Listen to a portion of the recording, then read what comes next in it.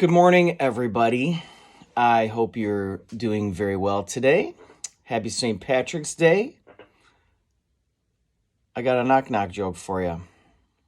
Knock-knock. Etch. Bless you. Oh, I got another one for you. Knock-knock. Figs. Figs the door. Oh, yeah, those are dumb. Okay. Be good today. Here's chapter 5, Stonefox. The next day, little Willie met the situation head on, or at least he wanted to, but he wasn't sure just what to do. Where was he going to get $500? Grandfather always said, where there's a will, there's a way. Little Willie had the will. Now all he had to do was find the way. Of all the stupid things, cried Doc Smith, not paying his taxes. Let this be a lesson to you, Willie. But the potatoes barely bring in enough money to live on, explained little Willie. We went broke last year. Doesn't matter. Taxes gotta be paid, whether we like it or not. And believe me, I don't know a lot of anybody who likes it. Then why do we have them in the first place? Because it's the way the state gets the money.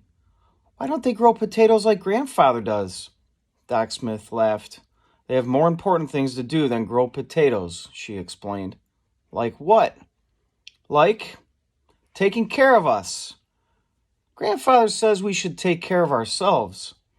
But not all people can take care of themselves. Like the sick. Like your grandfather. I can take care of him. He took care of me when my mother died. Now I'm taking care of him. But what if something should happen to you? Oh. Little Willie thought about this. They walked over to the sled where Searchlight was waiting. Doc Smith's high boots sinking into the soft snow with each step. Little Willie brushed the snow off Searchlight's back. Then he asked, owing all this money is the reason Grandfather got sick, isn't it?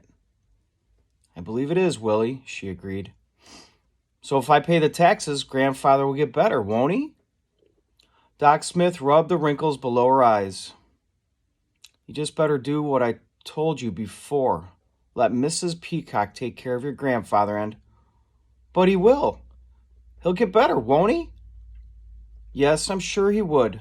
But child, where are you going to get $500? I don't know, but I will. You'll see. That afternoon, little Willie stepped into the bank wearing his blue suit and his blue tie. His hair was so slicked down that it looked like wet paint. He asked to see Mr. Foster, the president of the bank. Mr. Foster was a big man with a big cigar stuck right in the center of his big mouth. When he talked, the cigar bobbled up and down. Little Willie wondered why the ash didn't fall off the end of it. Little Willie showed Mr. Foster the papers from Grandfather's strongbox and told him everything Clifford Snyder, the tax man, had said. Sell, Mr. Foster recommended after studying the papers. The cigar bobbled up and down. Sell the farm and pay the taxes. If you don't, they can take the farm away from you. They have the right. I'll be 11 next year. I'll grow more potatoes than anybody's ever seen. You'll see. You need $500, Willie. Do you know how much that is? And anyway, there isn't enough time. Of course, the bank could loan you the money, but how could you pay it back? Then what about next year? No, I say sell before you end up with nothing. The cigar ash fell onto the desk. I have $50 in my savings account. Sorry, Willie, Mr. Foster said as he wiped the ash off onto the floor. As little Willie walked out of the bank with his head down, Searchlight greeted him by placing two muddy paws on his chest. Little Willie smiled and grabbed Searchlight around the neck and squeezed her as hard as he could. We'll do it, girl. You and me. We'll find a way. The next day, little Willie talked to everybody he could think of. He talked with his teacher, Miss Williams. He talked with Lester at the general store. He even talked with Hank, who swept up over at the post office. They all agreed. Sell the farm. That was the only answer. There was only one person left to talk to. If only he could. Should we sell? Little Willie asked. Palm up meant yes, palm down meant no. Grandfather's hand lay motionless on the bed. Searchlight barked. Grandfather's fingers twitched, but that was all. Things looked hopeless. And then, little Willie found the way. He was at Lester's general store when it happened, when he saw the poster. Every February, the national dog sled races were held in Jackson, Wyoming. People came from all over to enter the race, and some of the finest dog teams in the country were represented. It was an open race. Any number of dogs could be entered, even one.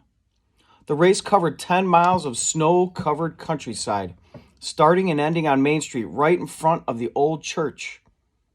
There was a cash prize for the winner. The amount varied from year to year.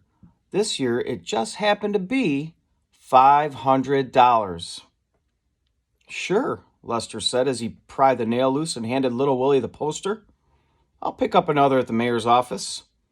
Lester was skinny, but strong, wore a white apron, and talked with saliva on his lips. Gonna be a good one this year. They say that mountain man, the Indian called Stonefox, might come. Never lost a race. No wonder, with 5 Samoyeds. But little Willie wasn't listening as he ran out of the store, clutching the poster in his hand. Thank you, Lester. Thank you. Grandfather's eyes were fixed on the ceiling. Little Willie had to stand on his toes in order to position the poster directly in front of Grandfather's face. I'll win, little Willie said. You'll see. They'll never take the farm away. Searchlight barked and put one paw up on the bed. Grandfather closed his eyes, squeezing out a tear that rolled down and filled up his ear. Little Willie gave Grandfather a big hug, and Searchlight barked again. Little Willie is determined, isn't he? Okay, so today you got some questions to go with Chapter 5. What else? Make sure you read for 20 minutes. Practice your math facts. Practice your states and capitals and vocab for social studies. What else? Go outside and play. It's a beautiful day today. Sun's shining. Get out there and get some fresh air. And enjoy some time with your families. Hopefully we'll be back to school soon. But until then, stay with me on YouTube. And I'll check in with you guys tomorrow. Have a great day. Bye.